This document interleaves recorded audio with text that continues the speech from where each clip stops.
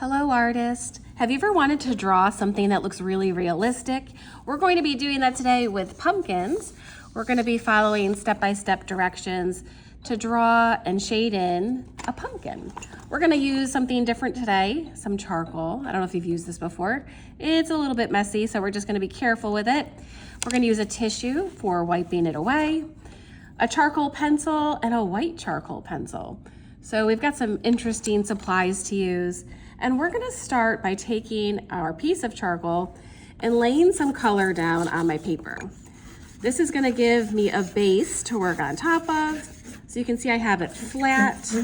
I'm not drawing with it, I just have it flat, and I'm putting lots of charcoal down on my paper.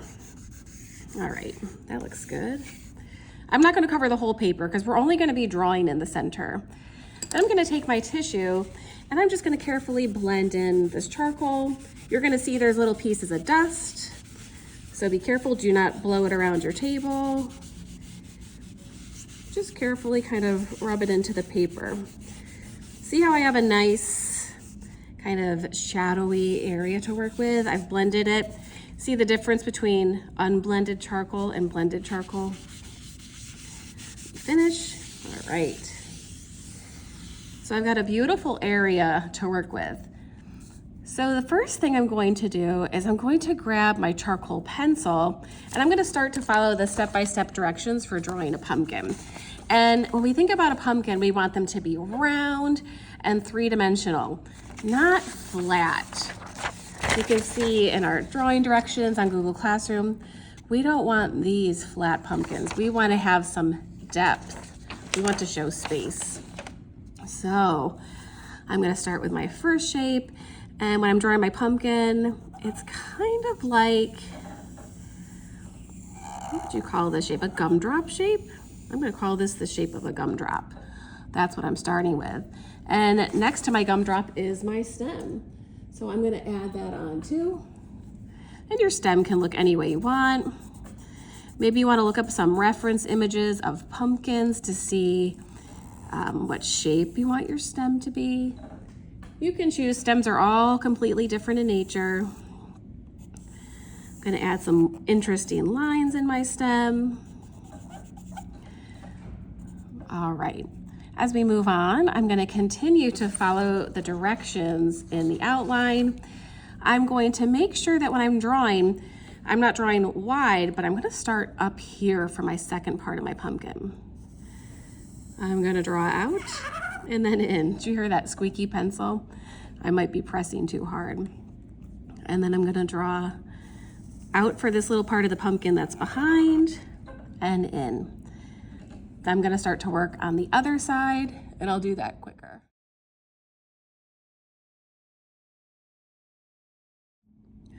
All right, I finished drawing my pumpkin and I added a little baby pumpkin next to it.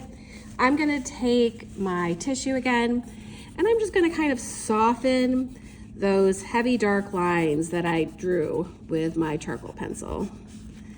So just with my finger inside the tissue, I'm just gonna blend these together a little bit. Our next step is gonna be to add some highlights.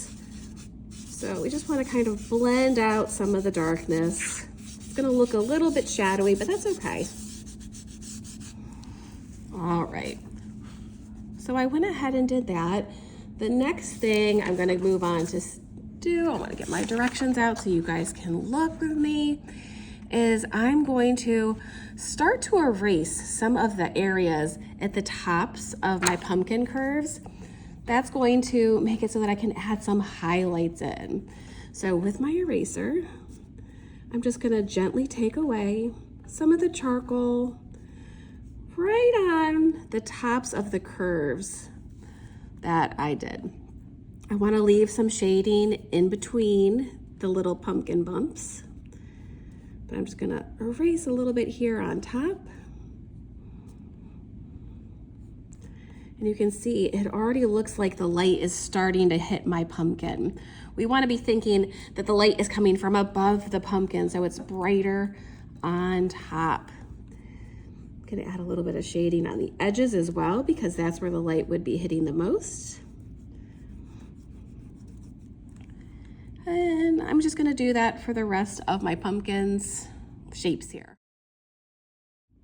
All right, now that I've erased some of the upper parts of my pumpkin pieces and the sides where the light is hitting, I can take my white charcoal pencil and I'm just gonna kind of roughly color in on top of those highlights so I can make them a little bit brighter. So just wherever I erased that charcoal, I'm gonna add just a little bit of my white pencil, and this is gonna make those highlights even more bold and bright.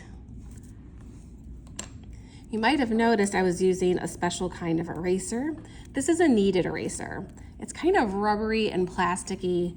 You can smush it around and make it whatever shape you want. You can make it pointy, you can make it flat, and when it gets dirty, you just kind of mold it together like Play-Doh, and you can get the clean part back on the outside. So they're kind of fun to use. All right, so now I'm going to take my tissue and I'm going to blend in where I colored with my white pencil. I want to soften up some of these hard lines from the pencil. And then after I'm done blending in all my white parts, I'm going to take my dark pencil again and add even more darkness around the edges of the bottom of the pumpkin. I'm going to really darken the darkest places. I'm even going to go back in here and add a little bit more shading around the stem and between the areas of pumpkin. This is going to add some more depth to our art.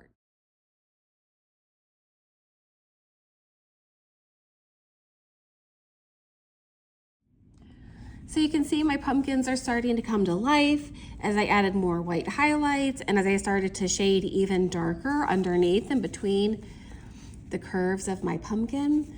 So you can continue working with this. The more you shade, the more dark layers you'll get, the more depth you'll get. Maybe you want to blend out your shading a little bit and soften it so that it looks a little more realistic. Because when we look at shadows, they don't have hard lines, they kind of have soft lines. And I could keep adding some more white highlights. So continue working until you're happy with the shape of your pumpkin, till it looks 3D. But if you follow these steps, you should be on your way to having a really beautiful three-dimensional pumpkin.